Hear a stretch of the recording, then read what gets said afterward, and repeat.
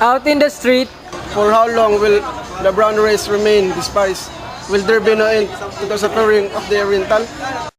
The young man's mutterings were suddenly interrupted when have prudence, young man.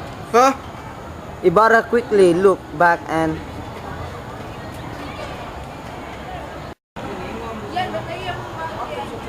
I didn't know it was you, Lieutenant. You surprised me. Pardon me, Senor Ibarra, but I only want to advise you to be careful. Ibarra became even more surprised to hear the officer's advice. Careful quack, Lieutenant. Like my father, I have no enemies. Very often, overconfidence could lead a man to some misfortunes. The lieutenant paused for a moment, as thought, trying to wait his thought.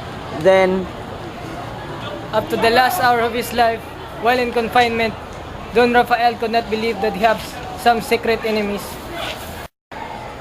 a tear rolled down the cheeks of Ibarra, and in a broken voice, Now I know why Captain Tiago refused me to give facts about my father's death. But why was he imprisoned? What were his fault?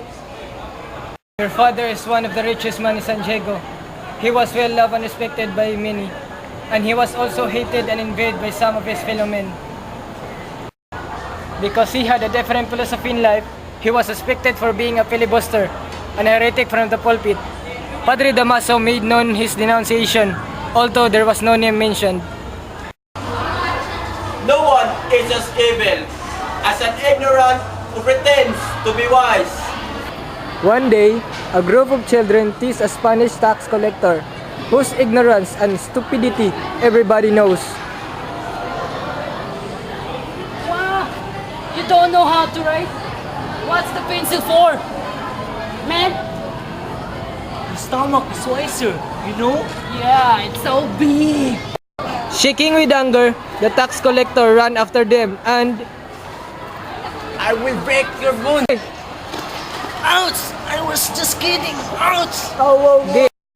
your father saw what was happening and ran up to stop the Spaniard, but Hey! Stop it! It's only a little child! instead, the man raised his hand to strike your father, and who averted the blow, and buang asar mo na dong! Buang! Dulo! Buang! Agit lo kay asa ba to? ay, size, may ko 5. Tak ba to? Serves you right. Unfortunately, the tax collector died of hemorrhage when he fell and his head struck against a stone. Your father was imprisoned, and when he was about to be acquitted, he succumbed to his illness. Senor Ibarra, I will leave the rest of the story to Capitan Tiago. I have to go now. It's only now that I learned about the facts of his death, my poor father.